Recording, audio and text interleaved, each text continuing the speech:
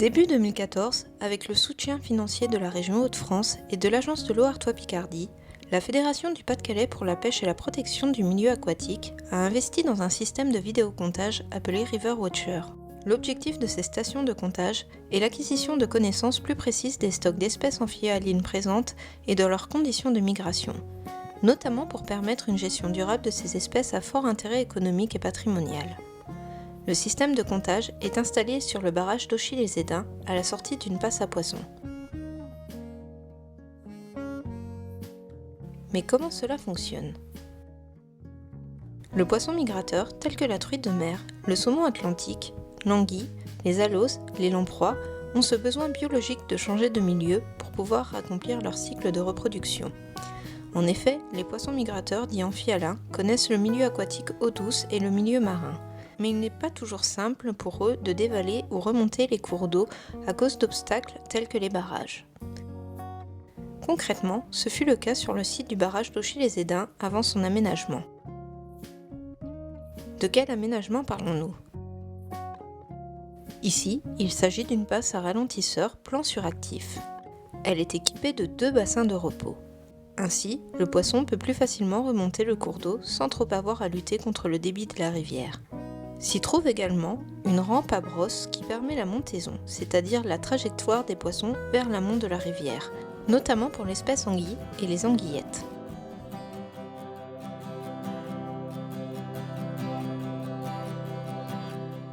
En tête de cette passe à ralentisseur, le poisson voit enfin le bout du tunnel. Avec à la clé une belle récompense. Une petite séquence vidéo d'une quinzaine de secondes.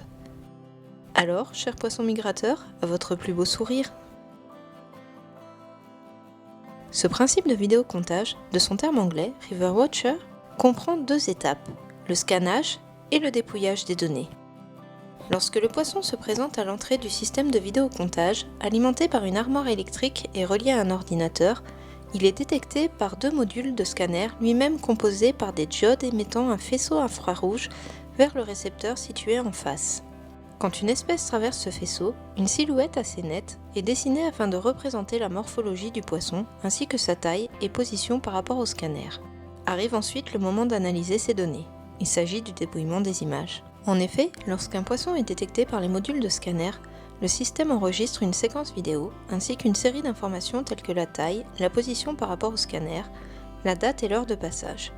La vidéo est très utile quant à la détermination de l'espèce. Le réglage du dispositif permet d'être exhaustif pour des individus d'une taille supérieure à environ 25 cm. Certains individus d'une taille inférieure pourraient ne pas être détectés par les rampes de LED infrarouge. Par conséquent, les comptages sur le site d'Auchy-les-Édins ne sont exhaustifs que pour les grands salmonidés migrateurs dont la taille dépasse généralement les 50 cm.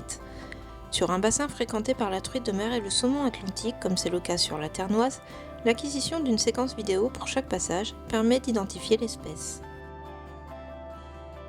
Ainsi, chaque année sur la Ternoise, la Fédération du Pas-de-Calais pour la pêche et la protection du milieu aquatique obtient des données sur le nombre et les périodes de passage, les classes de taille et les espèces présentes sur la Ternoise.